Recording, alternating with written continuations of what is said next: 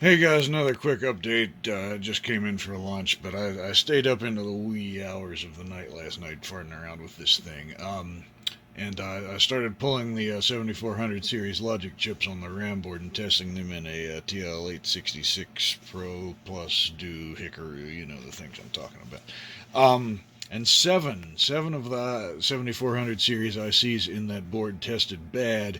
Um, Maybe half of those were just a result of pin corrosion, but I was just kind of trying to shotgun it and replaced them all anyway. At least I suspect it was just pin corrosion because some of these bus drivers were pretty black. The pins were but a lot of the ones that were bad were around that DRAM refresh counter, and I still don't know if it's bad or not. But in any case, so after I replaced those chips, um, it got even flakier, right? I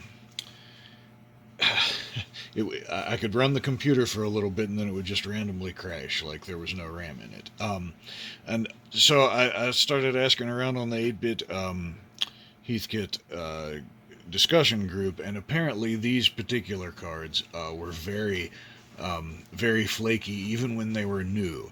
And I suspect, I'm I'm not 100% sure, but I suspect that the, uh, the logic speed on some of these chips was used to time some of the refresh circuitry. All right, and you can't really get straight 7400 series logic anymore. So some of the stuff that I replaced with LS series logic. Well, everything that I replaced with LS series logic, but there was a mix of straight 7400 series and 74LS on the board to begin with. And LS is generally a drop-in replacement for straight 7400 series logic.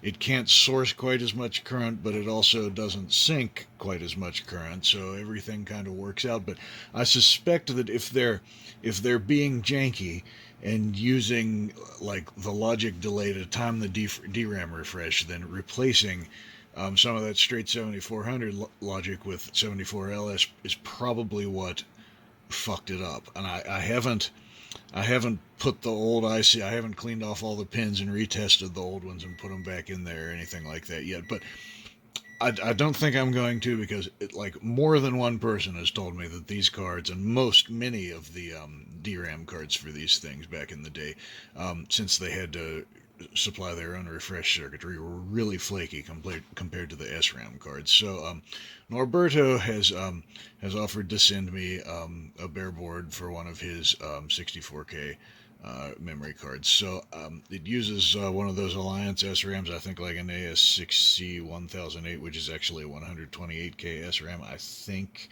But I guess it just ties the highest address line to ground or something like that. I don't know. The Alliance makes like an AS something 65 something or other that's an actual 64K SRAM that has four, I think, fewer pins than the 1008 and the 4008, but the pinout is very similar to the bottom part of the 1008 and 4008 socket. So with a couple of jumpers, I think you could make a card that could use all three of those different chips. I don't know. I looked into it one time and I can't remember the details. But so anyway, I may try to make my own eventually anyway, because I mean, I'm not casting aspersions on Norberto's card or anything like that. It's a great card and he's made a whole lot of awesome shit, but it's still not like an ancient card. You know what I'm saying? So I think maybe I'll build his. I'll get the frickin' machine working, all right, and then I might try to make my own memory card using SRAMs that would have been available when this thing was sold, like 2114s or something like that. Although I think those are straight 5-volt chips. I can't remember for sure. Um, and then I'll just give that card that he's sending me to someone else on the list or something like that. If I get like an old school card working, I think it'll be cool. Like I'll get it made with like a clear solder mask or something, so it looks all old school and stuff like that. Maybe it'll be cool. I don't know.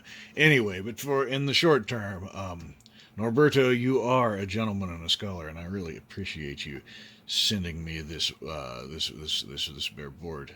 If you watch this, so thanks, man. Cool. All right, I got to get back to work. See ya later, folks. So there may be a delay on this until I get the board and get all the extra parts I need. I know it uses LS540s for some of the line drivers, I think. I don't have any of those. I'm 99% sure I don't have any of those back in my box of stuff over there. So, yeah, I'm going to have to get some stuff. Anyway, all right, bye.